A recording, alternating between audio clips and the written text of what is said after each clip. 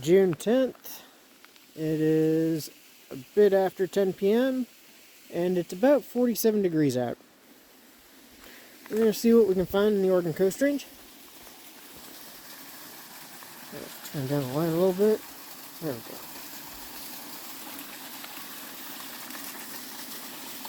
So it's fairly dry, but a lot of areas are still moist. There was some rain earlier, and it's kind of been sporadic throughout the day. So if we look, most of the road's dry, but a lot of this area down here is still somewhat moist. We got oxeye daisies blooming. It's a non-native plant. It's this continent. Oh. Nice big fatty banana slug. One of the patternless type ones. Got a younger one down there. A lot of annual grasses have moved in this little area as the soil seeped over.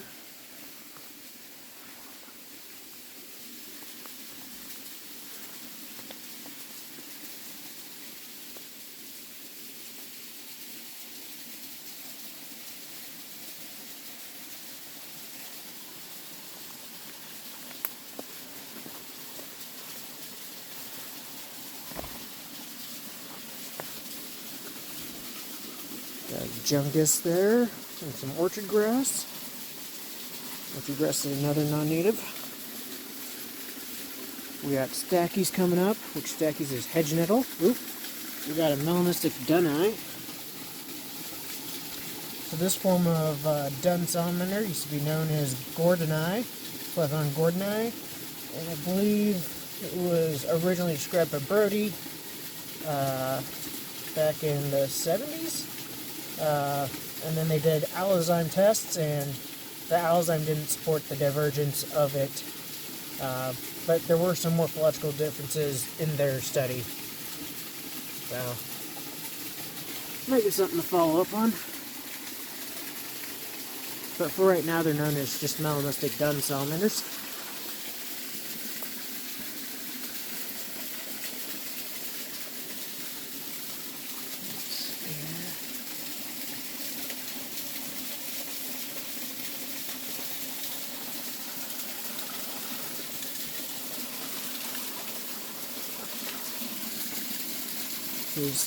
The hedge nettle is not blooming yet.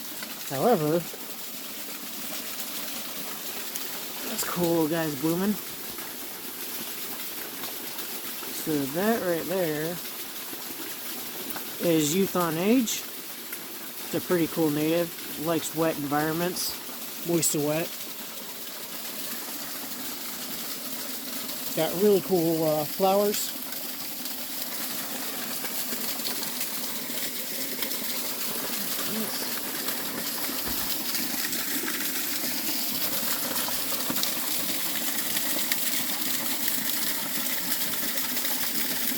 Oh, we got another Dunn salamander here.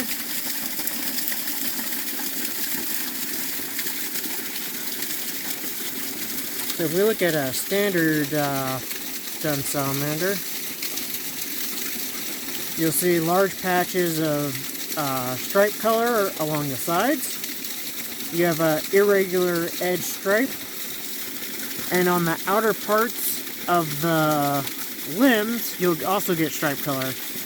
So the other confusing one with Dunn salamanders is often the redback salamander, the western redback salamander, vehiculum.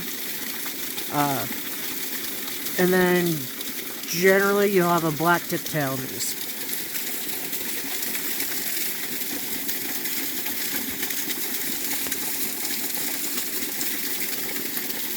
There's also costal groove counts that can help, but those are a little bit more difficult without stressing out the animal.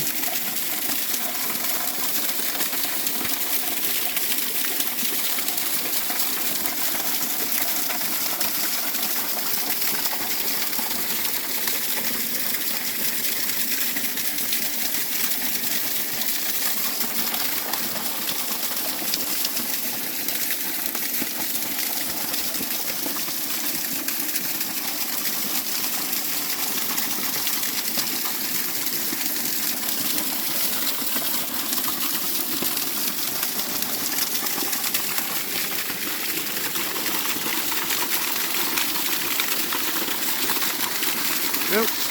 There's a torrent salamander way up there. You can barely see him in the photo there, in the video. See if we can get a little bit closer.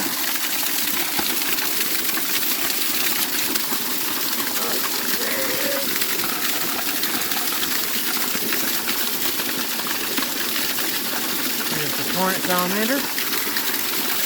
So that's Rhycotriton, and in this area it's variegatus.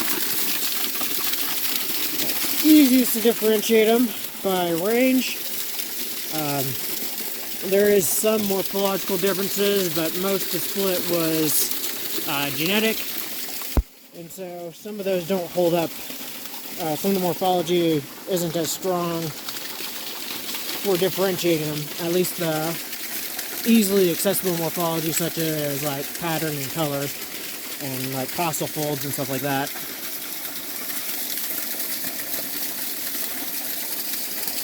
Take it out of zoom. There we go.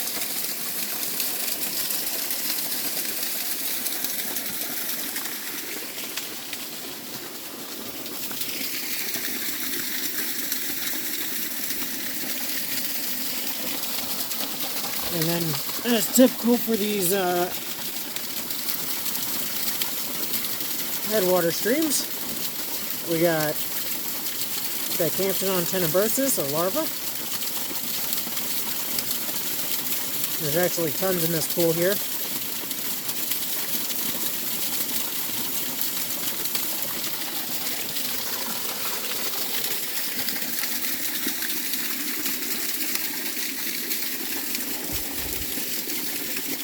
Oh, there's that dunni from earlier. Moved up on top of the rock. And based on the looks of it, this is actually a male. So similar to some of the other Plethodon, males tend to develop a cirri-like thing. So if you see the upper lip there, how it kind of protrudes downward, that is generally, from my understanding, seen in males. But I'm not sure if anyone's really tested that with our western salamanders.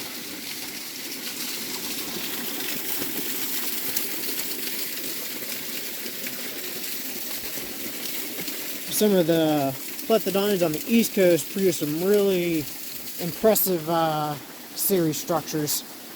Cirri is also, I think it's spelled Cirri. But for some of the salamanders back east, you'll get it to where it almost looks like kind of like a drooping mustache, which is pretty cool in my opinion. We got what looks like a little polydesmid. I don't remember which one that is. It's not the Herping Haydeniana, it's one of the other ones. Let's see if anyone's...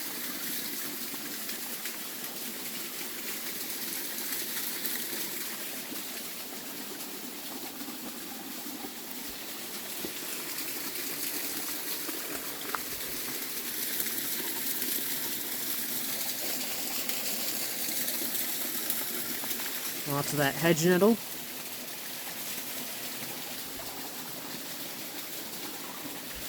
You also have a interesting plant right here, which it is a sedge. So we got one of the aquatic sedges there.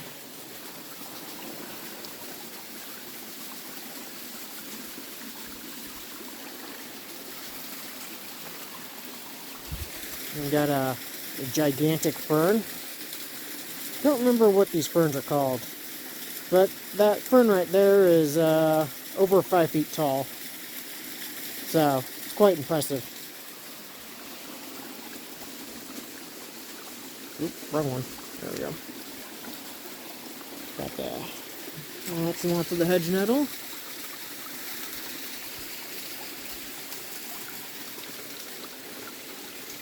Just checking along the wall, see if anyone's surface active.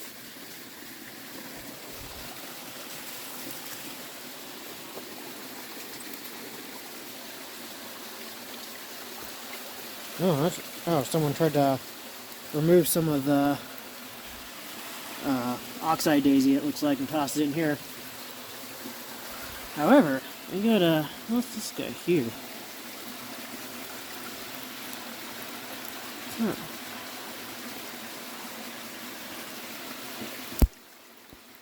I think it's a type of juncus, but it's got a weird seed dispersal. Huh. Interesting. Well, it could be one of the juncus relatives that I'm not too familiar with. Oh, interesting.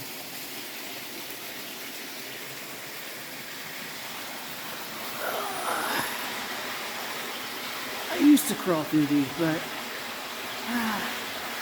getting a little old these days.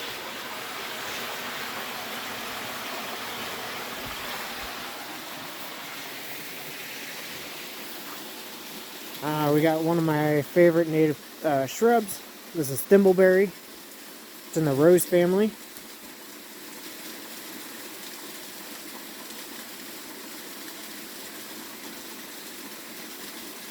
The flowers of this are quite attractive to bumblebees from my experience, and their fruit is one of my favorites.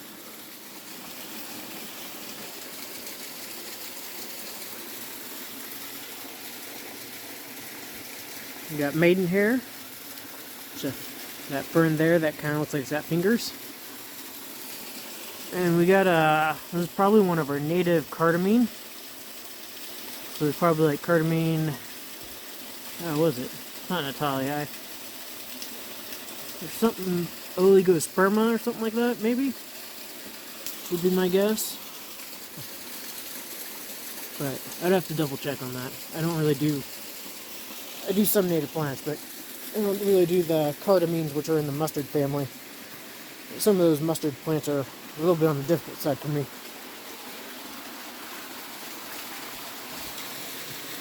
Alright.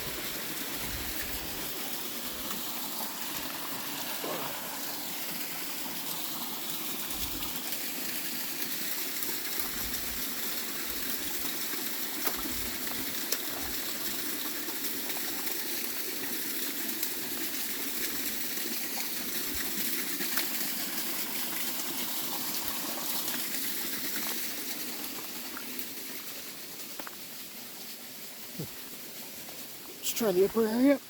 Ugh. Here.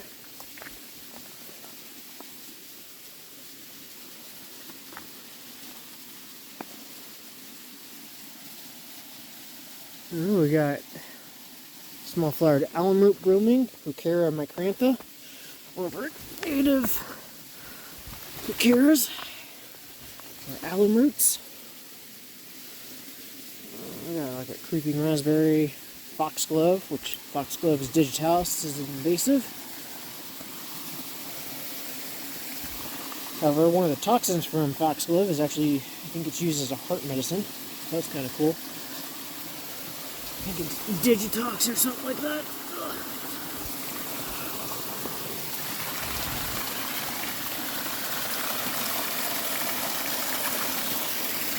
Oh, the maidenhair is going crazy right there. Tons and tons of maidenhair. Alright, let's see if we can see anyone in here.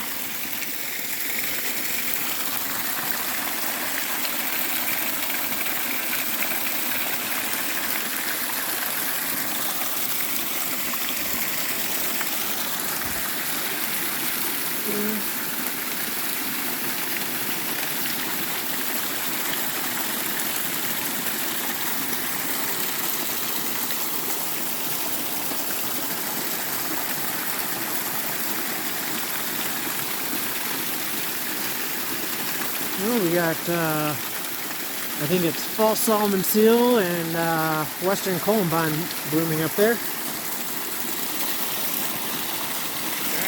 Maybe the climb up there. Next little section.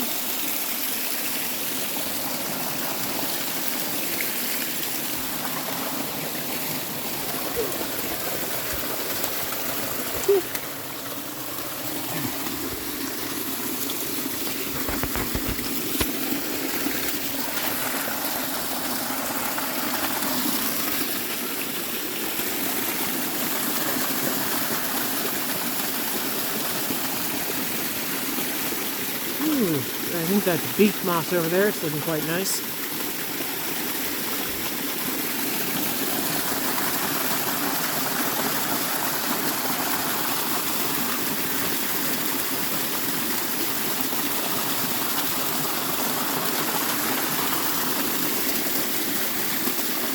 Oop. We got a haplotrema, so a lamp-tooth snail. So it's kind of cool. They're a predatory snail. They eat other snails. It's one of our native snails.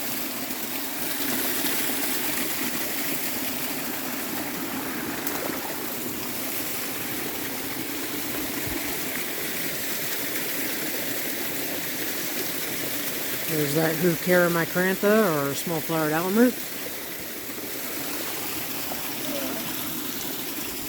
I have some in my parents' rock garden. Let's see here. Oh, we got a square-legged camel cricket, common along headwater streams. Let's see if we can, we'll zoom in on it. So they get quite large. Their leg span, if you flatten them out, would be larger than my hand on a big one. That one's probably a medium-sized one. Looks like it's eating potentially the herbivorous insect off the alder. One of the mealybug-like organisms. Alright, now time for me to focus on calming down without hurting myself or the habitat. Alright. Check along some cracks and crevices.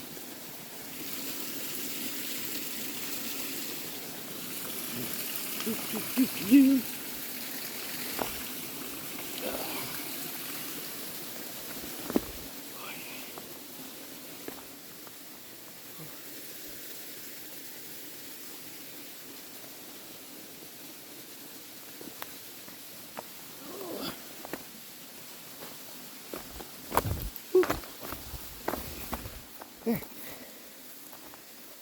Check along the rock wall.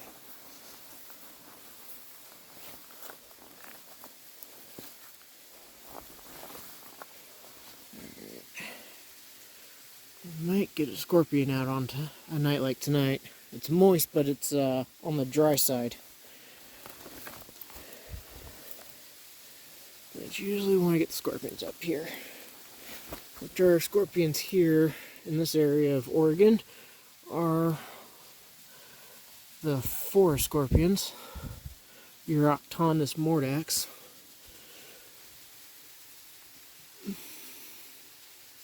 Oh, we got what looks like a little Dunns hanging out at the edge.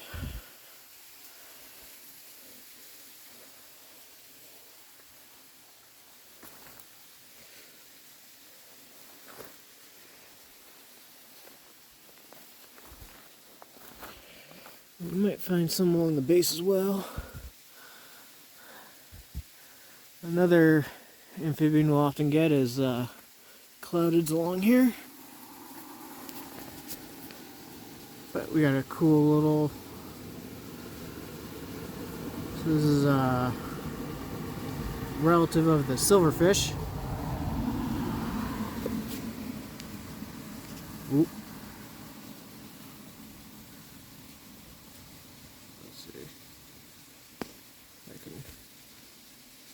There we go, it's a little bit better.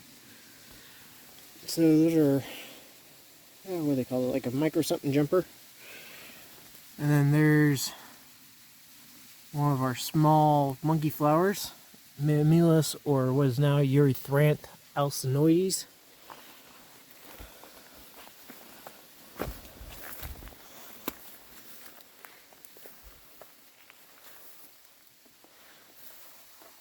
Shotgun shell.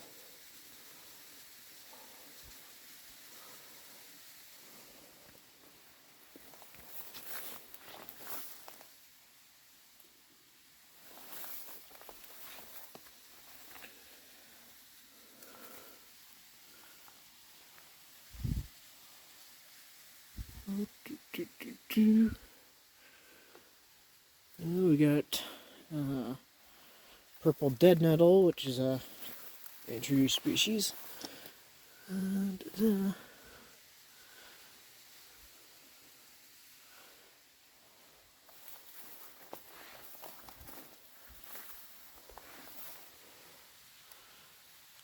not seeing anyone in that crack.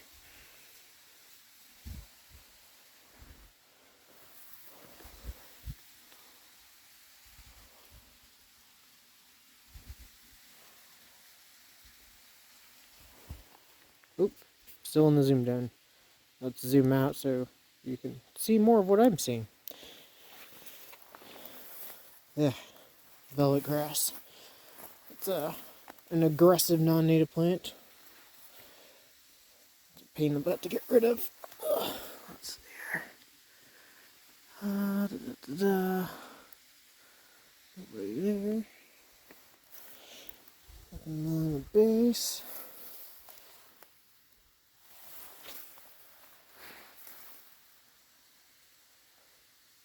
Not seeing a whole lot here. But it's to be expected. It's a little drier.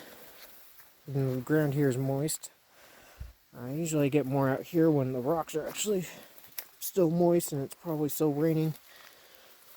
Or been raining a good amount.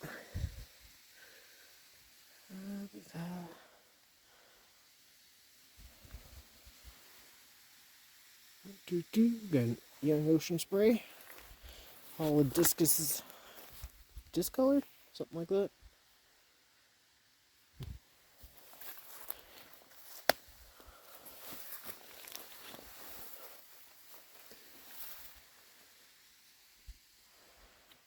I'll check over by this maple tree. Maple tree sometimes gets some stuff out on the drier nights.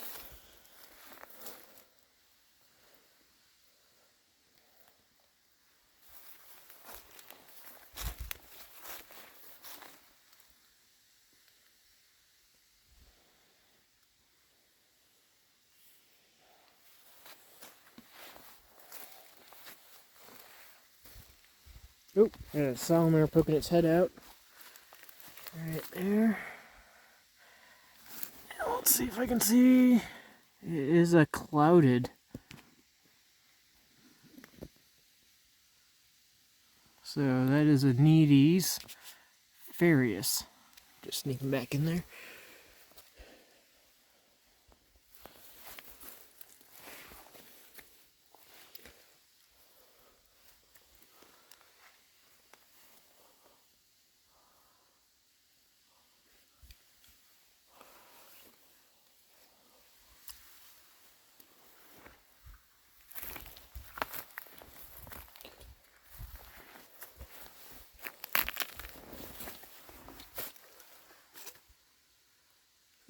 Oh, there's a little bit of seepage there.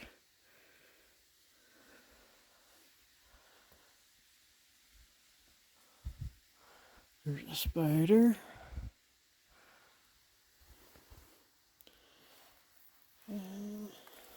Nothing that I'm looking for that I can see anyways. Alright, I guess the next spot.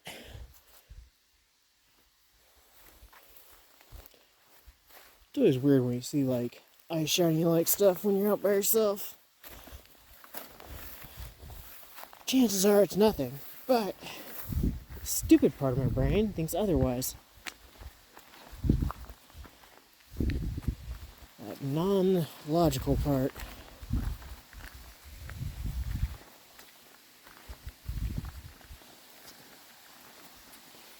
Alrighty, on to the next spot. Alright, so I was a little off about the timer there. The time earlier was probably 11 o'clock. It's now about 11:45. We got this lovely little... not many... don't have great feelings about this plant. This is stinging nettle. Other than a lot of animals or insects particularly like it. There's a lot that use it as a house plant. But it's usually quite a pain for me. Just like poison oak. I have a love-hate relationship with the two of those. So we got vine maple. We got microphyllum, large-leaved avens. Let's see what we got here. Got some more thimbleberries.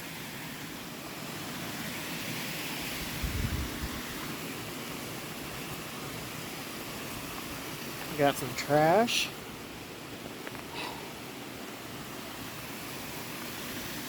Thing I love about the most about the outdoors, people throwing their trash on the ground. Or spray painting things. Totally the reason I come out here.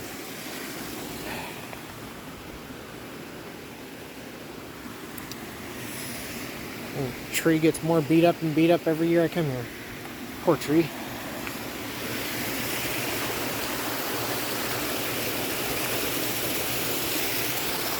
Freaking ancient cedar tree. Got some red huckleberry there.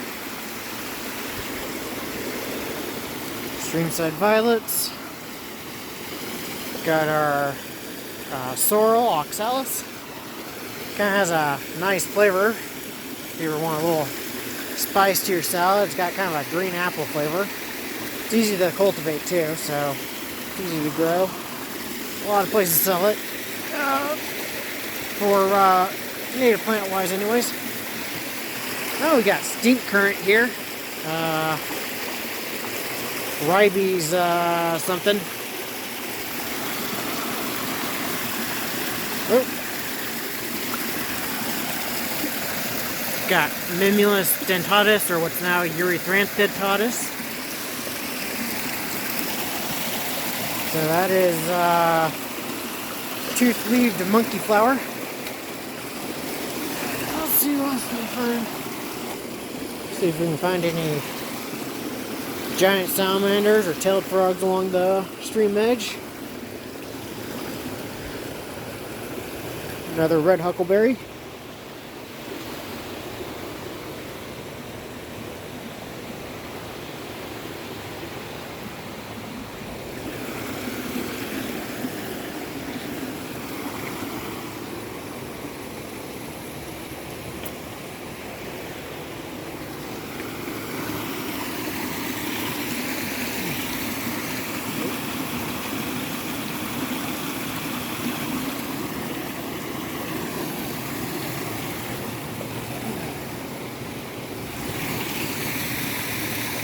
Interesting. Making kind of like a not quite an echoing sound, but something similar to that.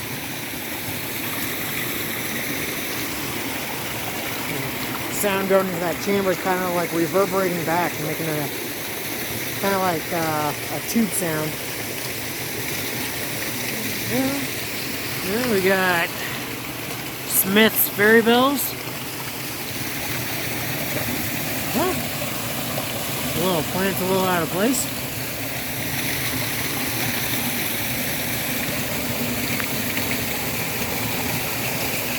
I'm not sure if the sorrel's ever come up there before. Oh, there's a nice big banana slug. Oh, we got another one of those melanistic dunni. I'll zoom in on it.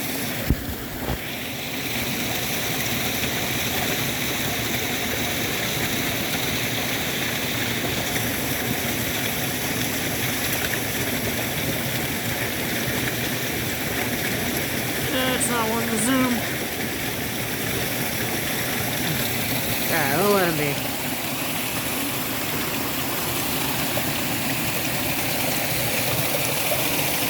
Oh, there's a nice big square-legged camel cricket.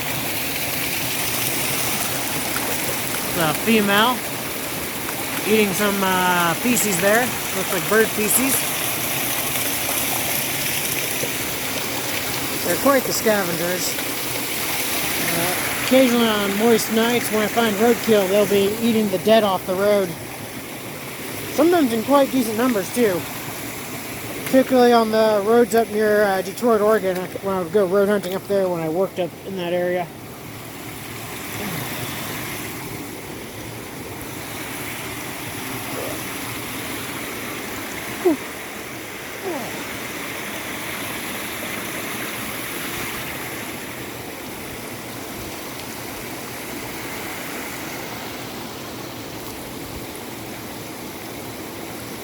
There we go.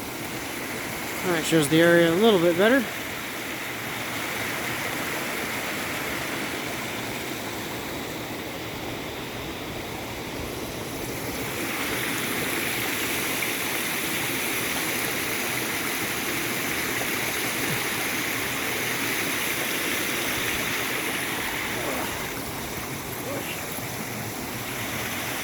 Oh, we got one of our anemones blooming. I don't remember if that's the organ anemone or not.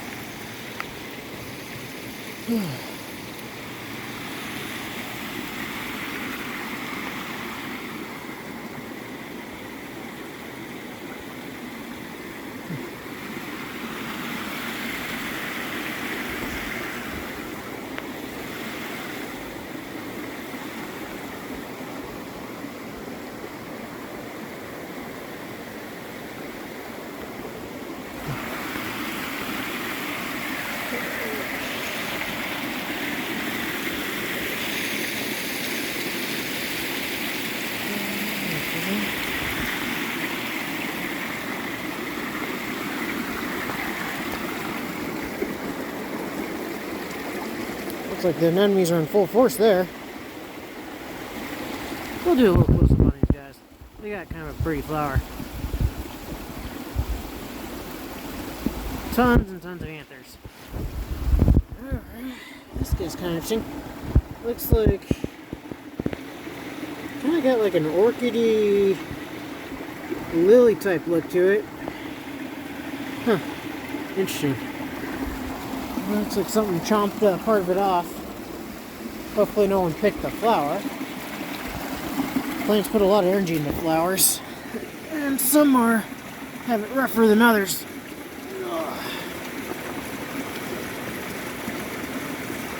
Oh, nobody under there.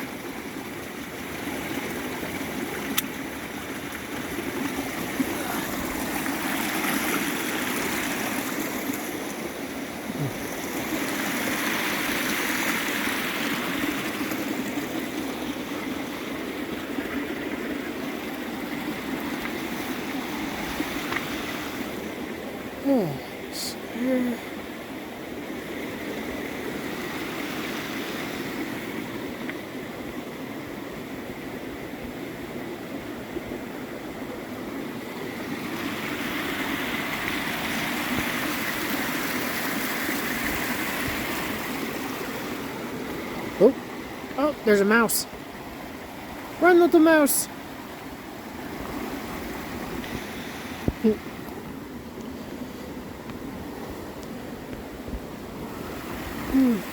Looks like a very large paramiscus, or deer mouse. But I could be wrong. Didn't get a great look at it.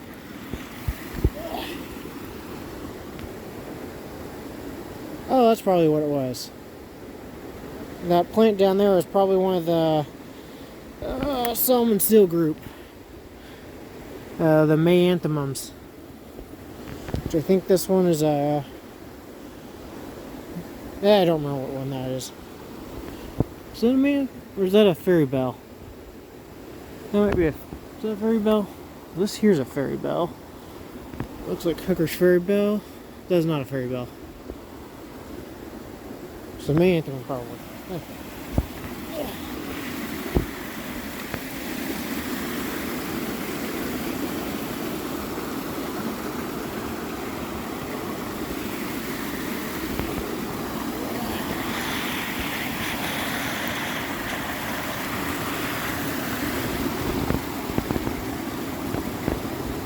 Fungus leftovers and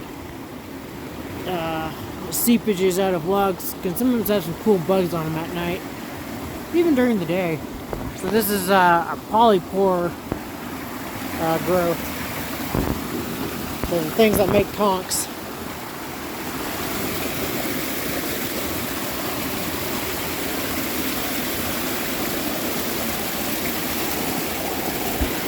Oh, that's deeper than I expected. Let's look.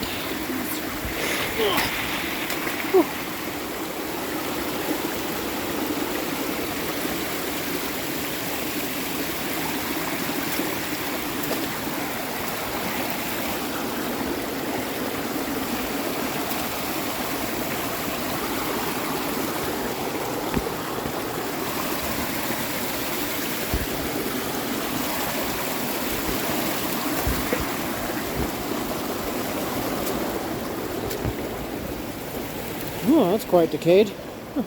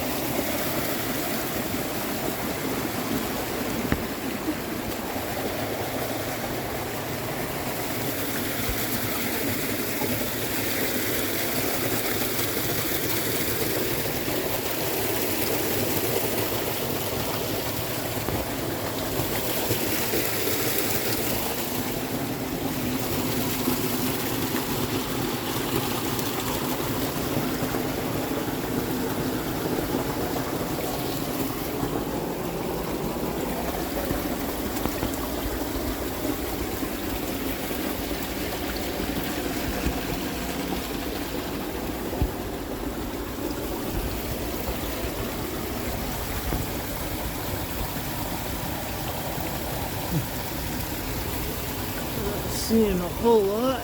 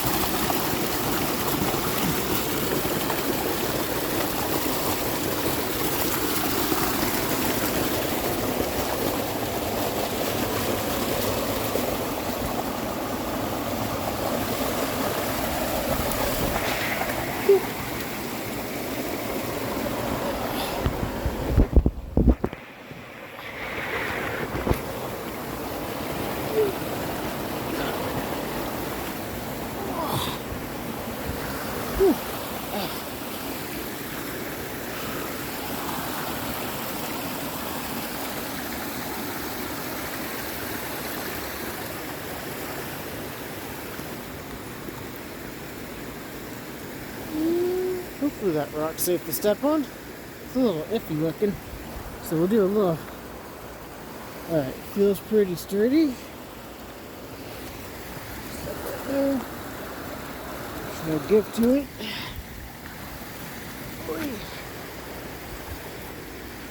Yeah. Look down around in crevices.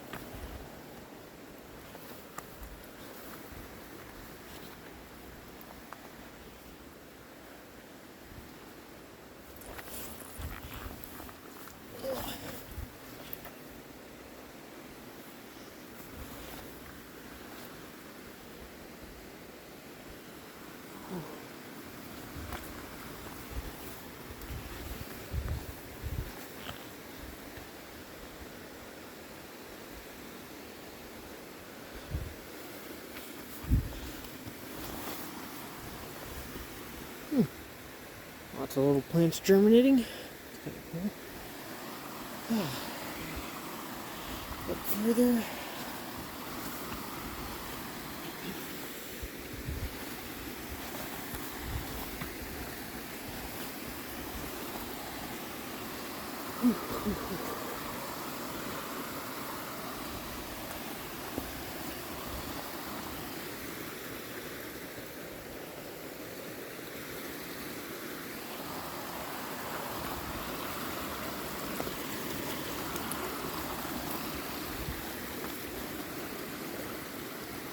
Ooh, big fatty banana slug.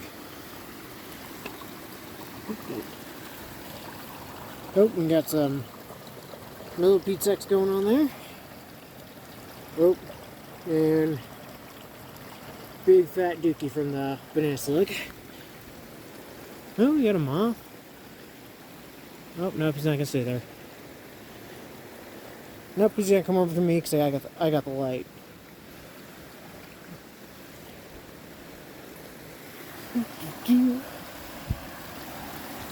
Yeah, we got a little miter wart. These are kind of cool. Dinky little flowers. Let's see if we can find a better one.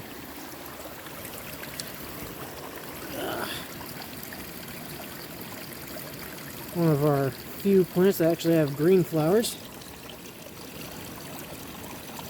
Let's see if we can.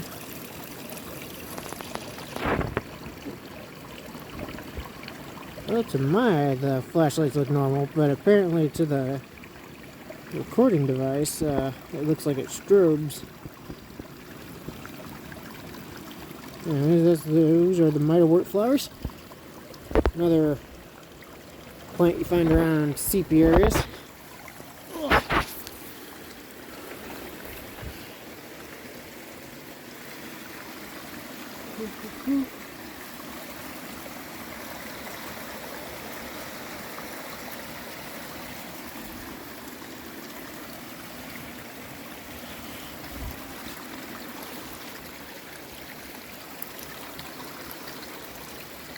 Surprised I haven't seen a transformed Dicamptodon yet today. Usually you'll see them out along the creeks.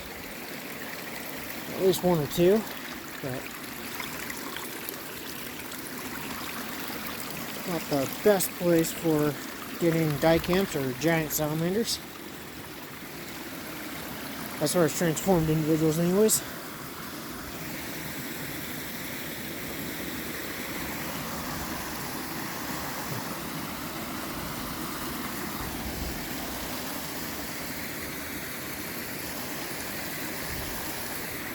Got more stink current.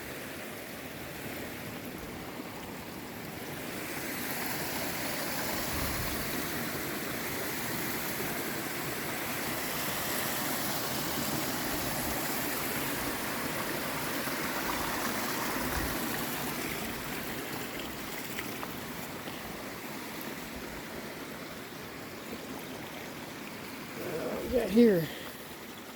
Now we got the salmon berries starting to fruit. You can see the little fruits coming in on it. And salmon berries are, if you're doing field work, are a pain to go through if there's a nice thicket. Because, well, they got spines. Oh, we got some. So these are our yellow spotted millipedes, or forest millipedes. Herping hedeniana. And this pair is mating.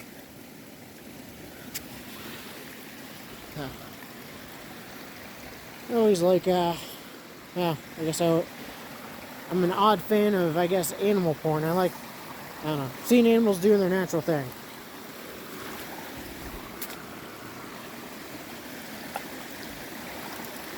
I don't know if it's because mating is sometimes a rare event for some animals, so getting to see it's kind of cool, or a less common event than just finding them out in the wild. Oop, there's a nice big length tooth snail.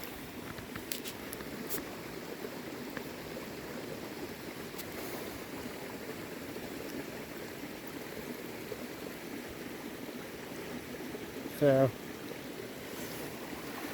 it's a bigger diameter than my tip of my index finger. Kind of cool.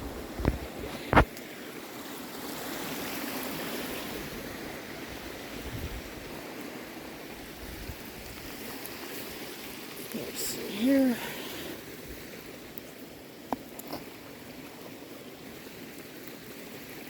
Nope, there we go. So this spot right here is one of my tried and true areas for western redback salamanders.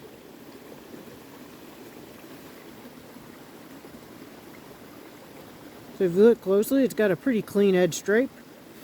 It's not really irregular or angular. There's like some slight waviness to it.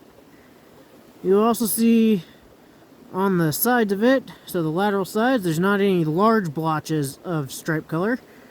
And usually, if you look at the extremities of the limbs, so like past the knees or the elbows, you won't get any large blotches of stripe color as you do on the base of them. And this one actually has a tail. Another trait that they'll have is you can see the black pigmentation, so the melanophores are centering. So they tend to kind of be focused center and then move outward. Whereas in Plethodon dunni, they'll be more random in their showing. Now, one thing that trips some people up is that when vehiculum regenerate their tail sometimes, the tail ends up regenerating black.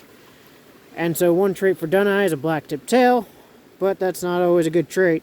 If you can notice a regenerated tail. Regenerated tails always look a slightly, or at least a lot of stages look slightly different. So there, if you got a keen eye for it, you might be able to notice that it looks a little different. Oops, switch this around. There we go. Oop. There we go. Tones of oxalis, or wood sorrel. And it's like oxalis oregano or something like that. Oh, we got some gold thread there. It was blooming quite a while ago. It's got interesting flowers as well. So that's that shiny leaf guy right there.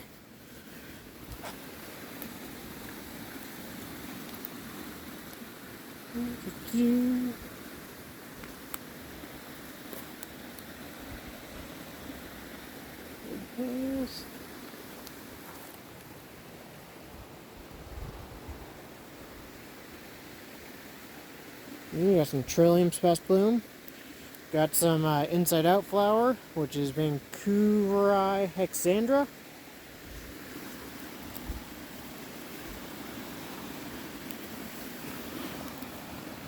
Ferns, which I'm not good at. Alright. Let's see what else we can get. Still hoping for a tailed frog or a terrestrial Dicamptodon, but who knows? Might not get those.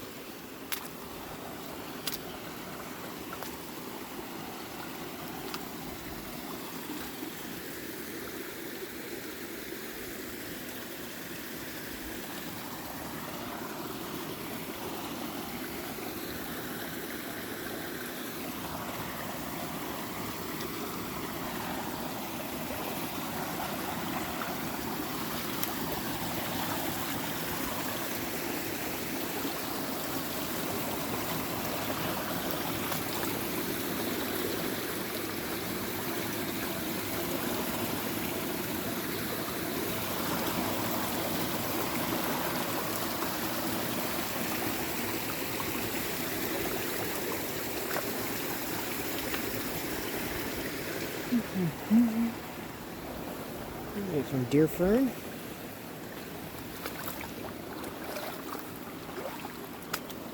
Whew. Water's still a bit chilly. Although it could just be my feet aren't used to it anymore. Haven't got out as much this past year as I usually do. Which, maybe that means my probably screwed up nerves have regenerated a bit.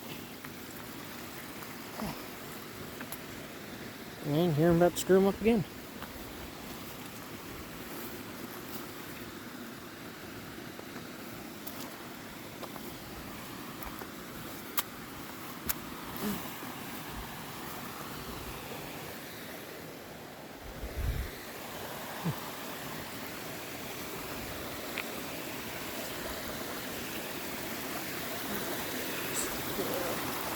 Salmon berries.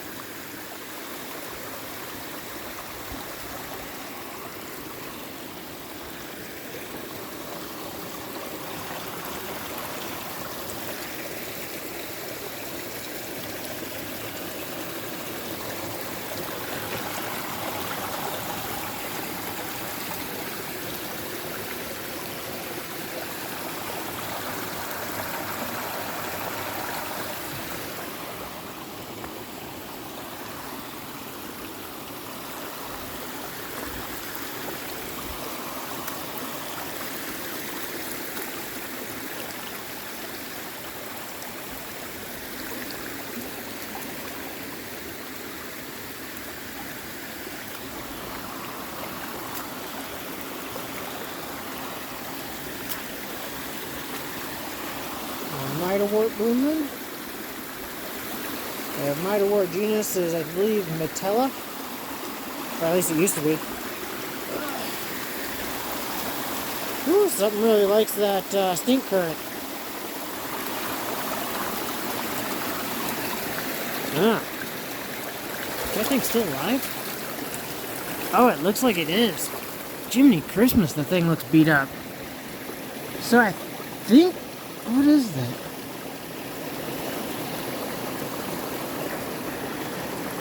Huh.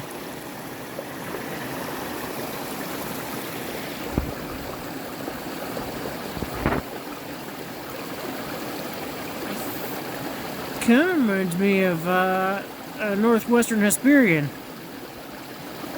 Man, it's quite large looking for a northwest Hesperian. So maybe it's not. Huh. And he's sticking its body really down in there for some reason. Huh. Strange. Let's see here. Either that or I'm seeing Lance-2 Snell eating a northwest Hesperian, which is possible too. Let's see here.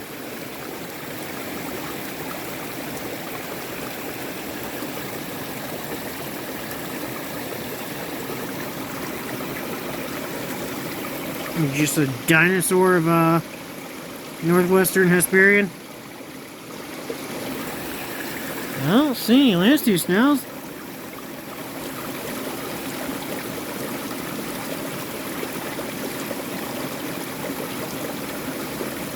It seems to be still moving.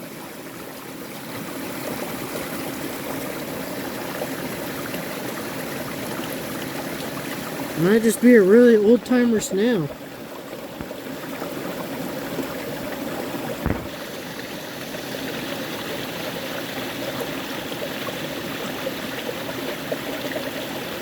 Just slowly coming out.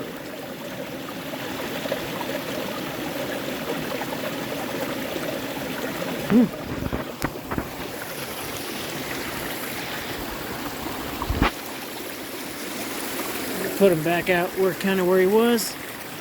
Oh, sorry for bothering you. A freaking dinosaur of a snail, I'm guessing. Huh.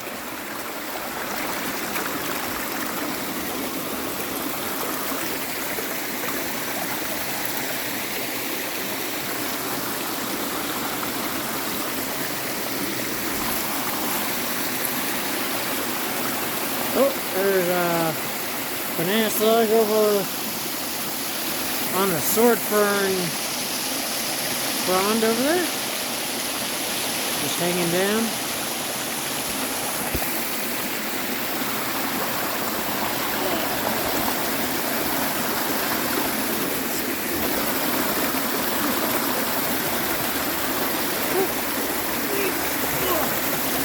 Oh, let's see here. Right there. Ooh, that's slick. Alright, let's see if I can get a good foothold in here. Well, that's not a good enough one. Do have to do some leg spreading there to get pressure on different opposite ends. It's a good way in certain tough areas. Oh, let's see. There's probably some name for that, like, yeah, probably not. No, it wouldn't be scissoring. That's something else.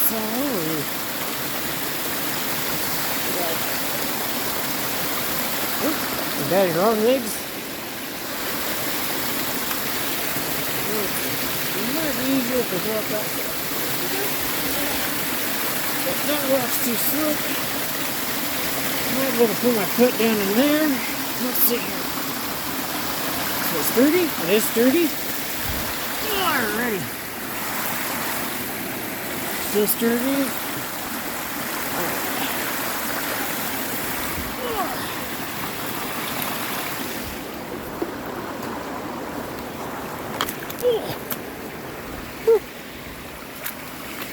That route didn't used to be that tough.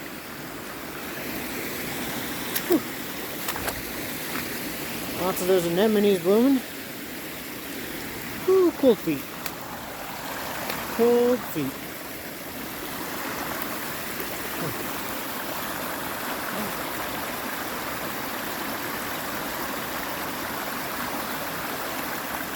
Well, let's start heading back. We got a meeting tomorrow to attend, so I gotta be up at a reasonable time. Oh, cold feet.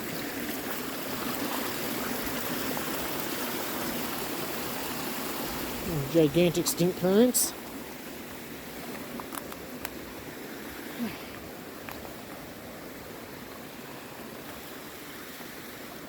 I'll traipse over here a little bit. I think I hurt my back going up that thing. Hopefully I'm not too sore tomorrow. We'll see. See if anyone's in and around this little seepy area.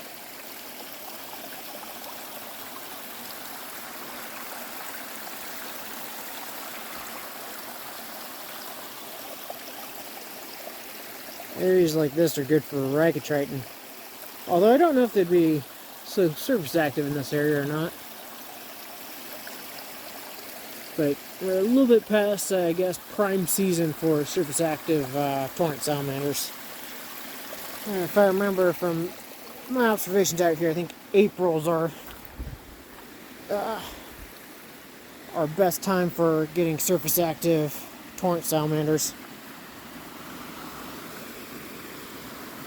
Which I suspect is probably around breeding season. Ooh, that's a cool one.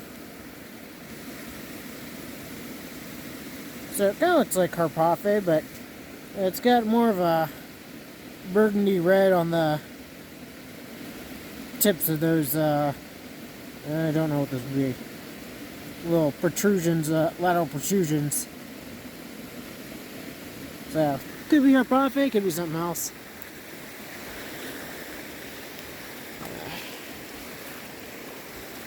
Ooh, something hit my face. Not sure if it was a... Oh, there's foam flower. Tiarella. It's a cute little flower. I think it's like Tiarella trifoliata. So, this path is getting overgrown.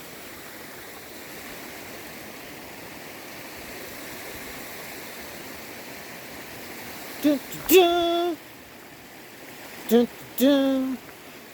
Oh, we got a big rose. I'm not sure what rose grows out in these deep depths of the forest, but I'm guessing it's one of our natives. It's just kind of seems like an odd place for a rose to be growing, is in the deep depths of kind of like old growthy forests.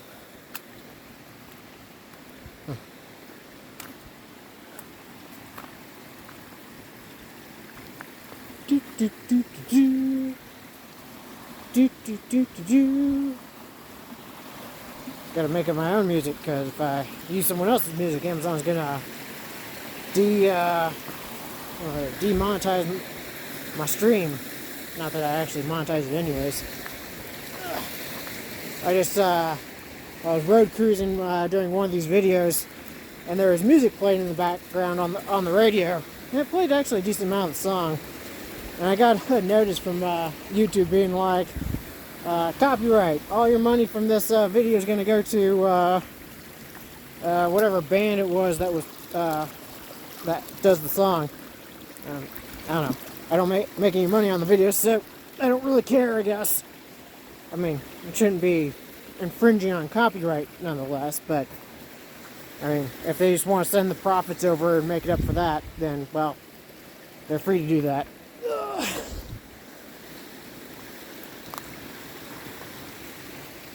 But it's pretty impressive. It'll tag out like the exact part of that video which has it, and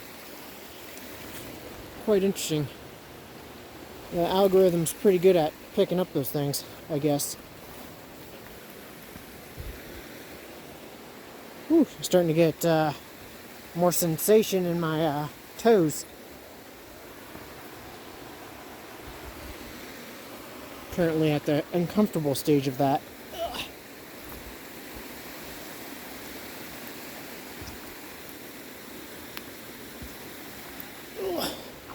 Ooh, I farted and it stinks.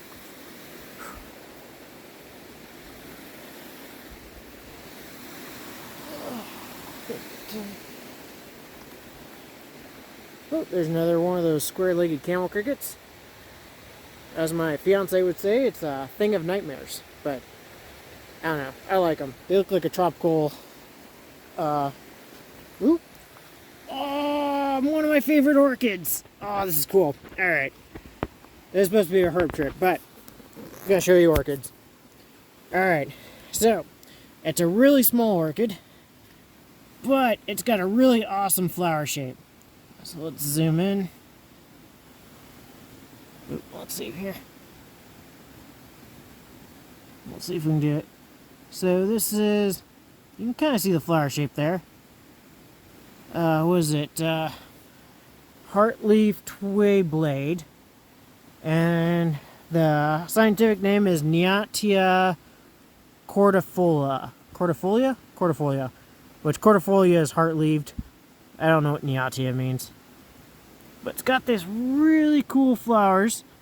It reminded me of some of the tropical ones. And they kind of look like little figurines. Like you got the arms there, you got the legs, you got kind of a head going on there. Anyways, I just really like them. They're one of our dinkiest little orchid flowers. But, you know, you just gotta get up and close and look at them. They're really cool. And it seems to be a really common species. So there's like 2 there, there's like 3 there, but they're just so small that they'll probably just get overlooked a lot.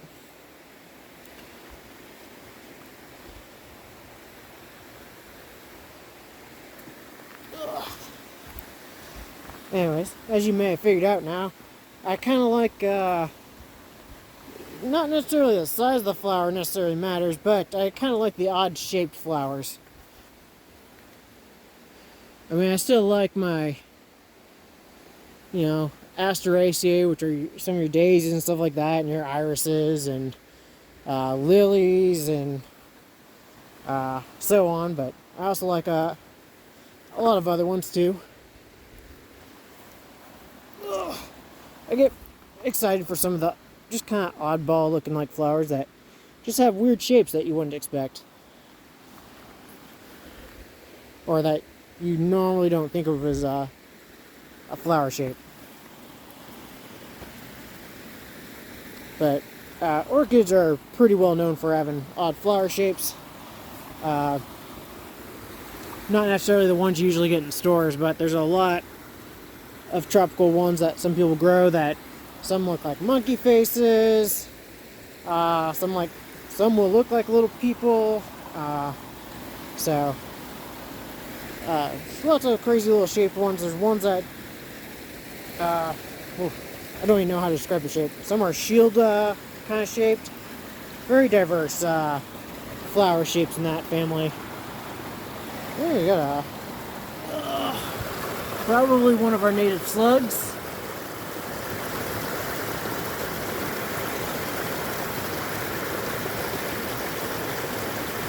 Not sure if it's like a tail drop or something like that. And there's some of our slugs, and snails, but I don't know a lot of them.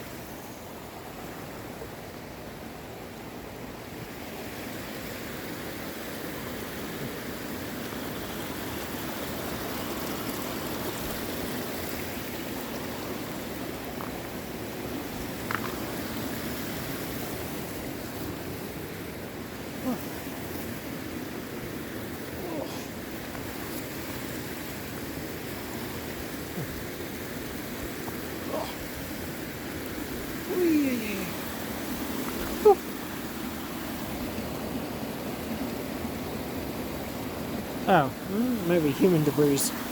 Thought it was a weird decaying puddle. Back to that area.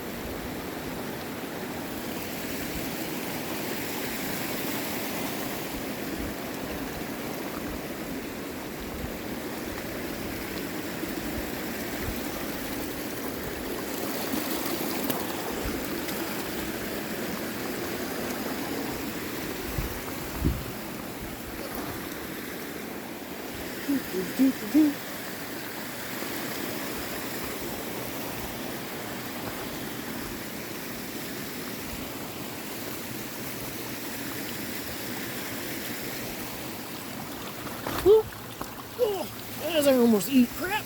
I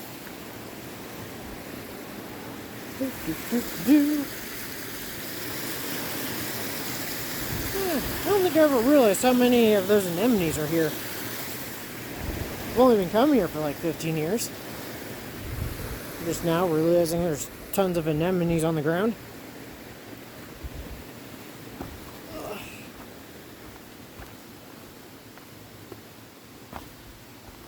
The area that didn't used to be a seep, but became a seep over time.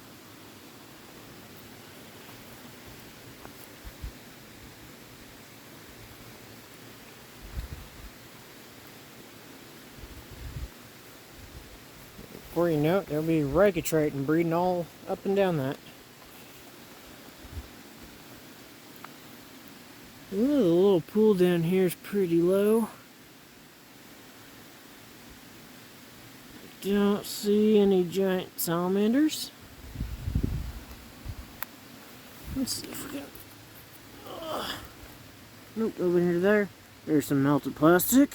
That's joyful. That's not quite back the way it was. There we go. That's a little bit better. Hold it that way. There we go.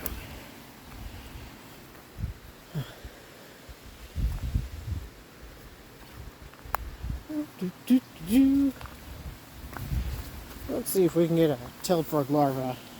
If I was dip netting, it'd be easy. Probably would have gotten a lot by now, but also wasn't paying terribly good attention.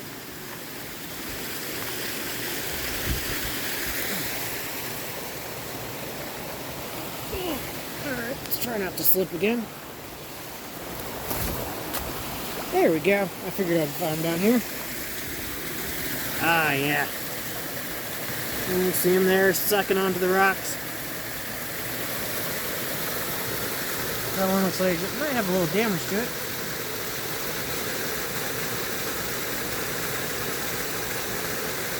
So that's the coastal tailed frog. That's the larvae. And so the scientific name is Ascaphus truei.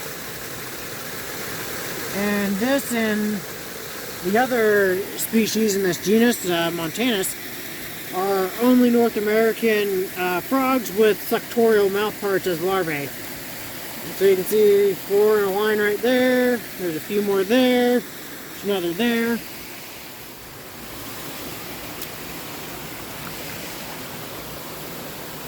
Oh, there's a needle over there. Question is, does it have a syringe? And it does have a syringe. That is, jeez, that's a hazard. Part of me wants to clean it up, but part of me also doesn't want to touch it right now. Might need to bring some gloves over and a nice box to put it in. A nice safety box.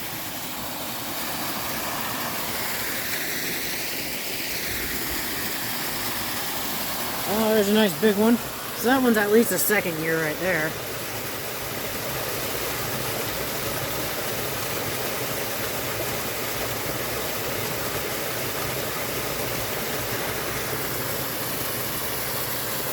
So the East Coast may have hellbenders, but we got tailed frogs over on the West Coast. There's something out, and there's brass from someone shooting. Oh, there's a ton of little tailed frog larvae in there. You can see a little glimpse of them there between the waviness. But anyways, as I was saying, East Coast has the hellbender, so Cryptoboncus, whereas the West Coast we have Ascaphus. Now, Ascaphus or tailed frogs don't actually get very large, but they're what we consider a plesiomorphic frog species. And so, plesiomorphic is a lot of times they'll call them ancient lineages, or they'll call them primitive organisms. All those aren't technically correct because they're equally evolved as anything else that's currently living. They just have characters that we associate with, like, fossil taxa. So, for example, tailed frogs, there are actually some traits of them that are quite unique and, as some might say, evolved, are their external copulatory organ. So males have an external copulatory organ, which is pretty unique among frogs. And they also, their larvae have sectorial forms, which is an unusual trait in frog larvae. But they're plesiomorphic, so some traits that you associate with fossil taxa might be that the adults have actually ribs. So they used to be known as the American rib toad back in the early 1900s. So they actually have ribs. And actually, the ribs are sometimes forked, so that's quite unusual. But frogs with ribs are what we consider like mostly a fossil trait. And another thing is how many presacral vertebrae they have. So tailed frogs have 9 presacral vertebrae, and I believe most other frogs have like 8 or 7 presacral vertebrae. There's probably some other traits too, but those are the ones I can think of off the top of my head. Let me see if we can find any adults hanging around this area.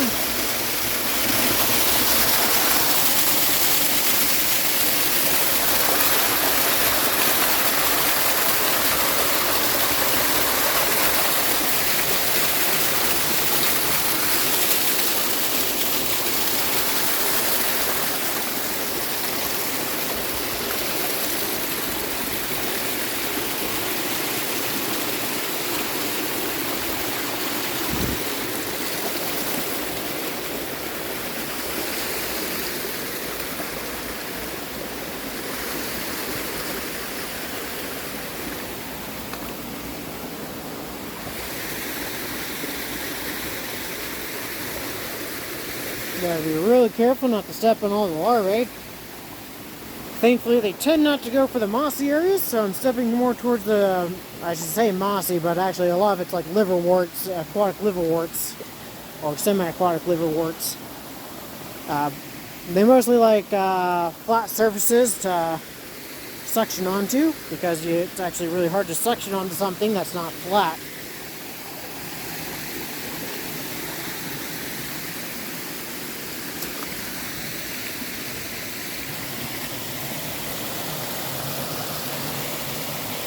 Alright, just be careful. That needle's around here somewhere. And if there's one, there could be more too. There's more brass. Let's just hope it's like a diabetic needle, not another type of drug needle. Broken glass.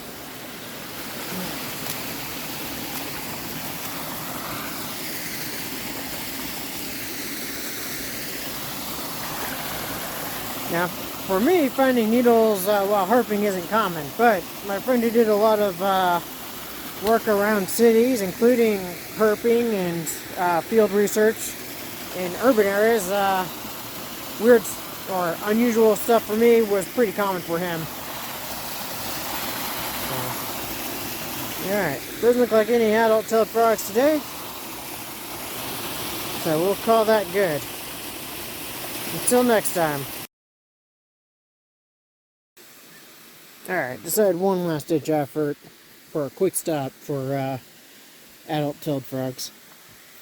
Do have a lot of the small flowered alum roots starting to bloom here. Let's see, what else is on this wall blooming? Not much. A little bit higher in elevation. Let's see if we can find any. I always check this area, but for CP wall, it surprisingly has very few amphibians that I've seen on it.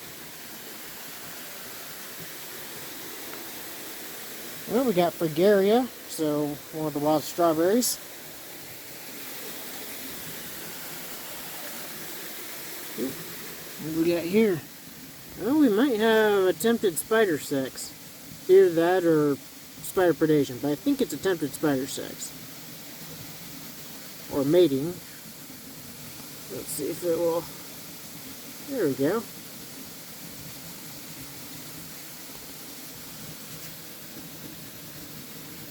However, when it comes to spiders, sometimes attempted mating just... Yeah, it looks like there's a male on the bottom and a female on top.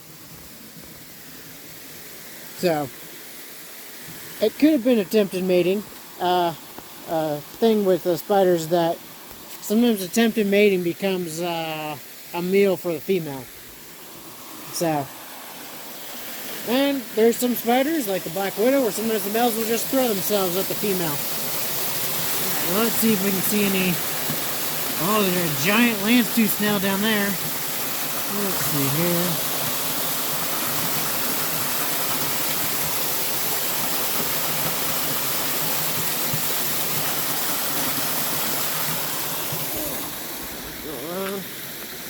Occasionally this pool will have some.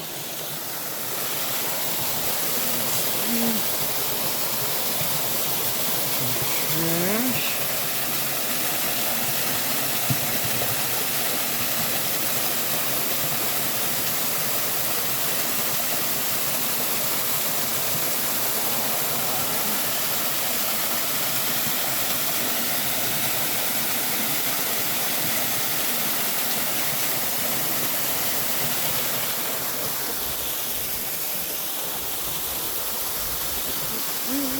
Ooh.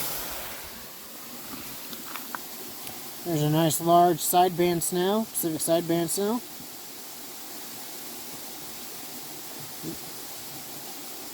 I always really like their skin texture look to it. Alright, let's see here. Oop, not that one. There we go. Ooh, nice big banana slug. Sepia check real quick. We got fireweed coming up. Oh, lots of banana slugs. It's actually a decent amount of banana slugs on the dry road. Alright, let's see if we can see anybody.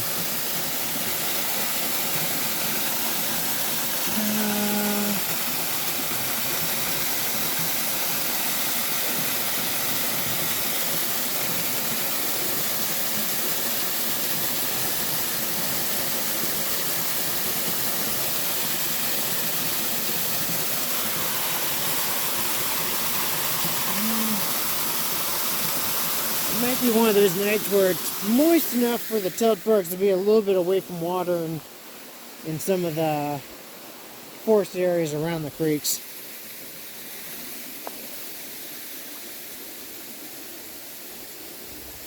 There's that. I think this is the false Solomon seal, which is prettier than the, I guess, true Solomon seal.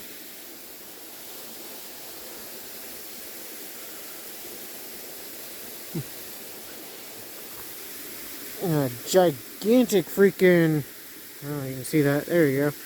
Gigantic fairy bells. Let's see, which one is that? It looks like it's Smith fairy bells, judging by the flowers.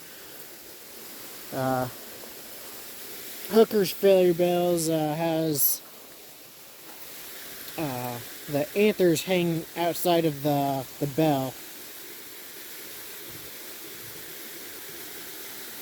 which there's a way to remember it that I don't know if it's actually appropriate anymore. But one of the ways for remembering hookers from Smith's fairy bells is that with Hooker's fairy bells, the genitalia hang below the skirt. But I don't know, that doesn't sound very appropriate. This guy is going to be a soon to bloom inside out flower at Vancouver Hexandra. Let's see here. But it doesn't look like we got our. It doesn't look like we'll get a adult tailed frog today. Oh well. Got to see a lot. Well, not a lot, but yeah, decent variety.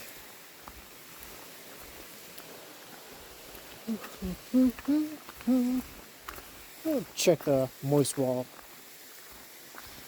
So here's one of the banana slugs just out on the road. The moist wall, which I rarely, if ever, get anything on. But you never know. Sometimes, things change.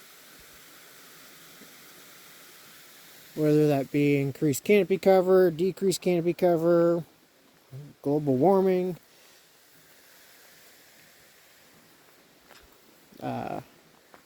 Could be new crevices that are deeper and more appropriate for year-round inhabitants.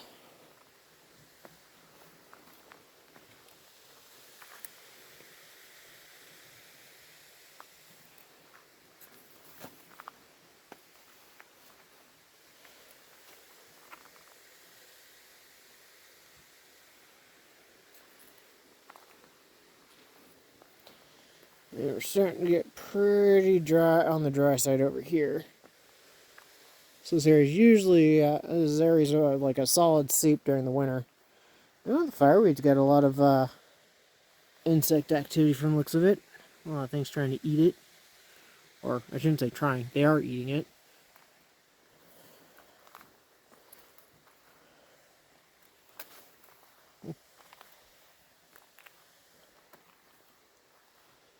We got red flowering currant here. So we saw the stink currant down the creek, and this one is red flowering currant. It's currently fruiting. And we got a little ant on that leaf.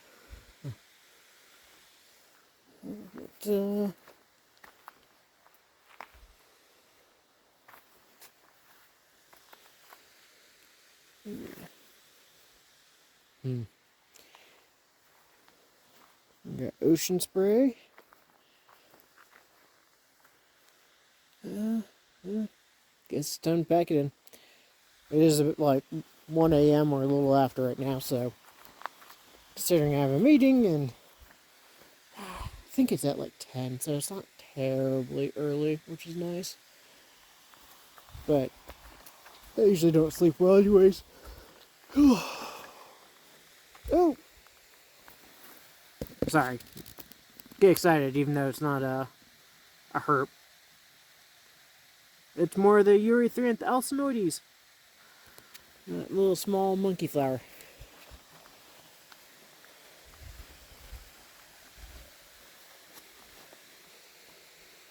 People probably watching this being like, talk more about the plants than you did the herps. Yeah, well, it's good knowledge to have. Knowing when things flower might be a better indicator than a month and day of when things will be active. Some are good for finding certain habitats that might be useful for looking for some herps. You might be able to find those associations.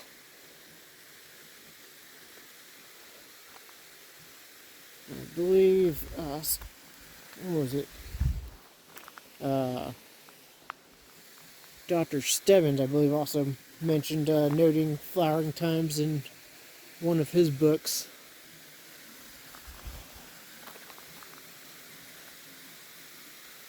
Which, for those of you who don't know, Dr. Stebbins was a famous herpetologist for particularly the West Coast herps, and the longtime author of the Field Guide to Western Amphibians and Reptiles. But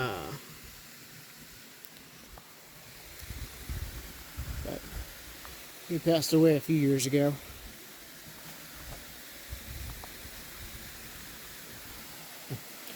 Alright, well, it looks like that's it. Until next time, I guess. Or until I randomly stop on the side of the road and turn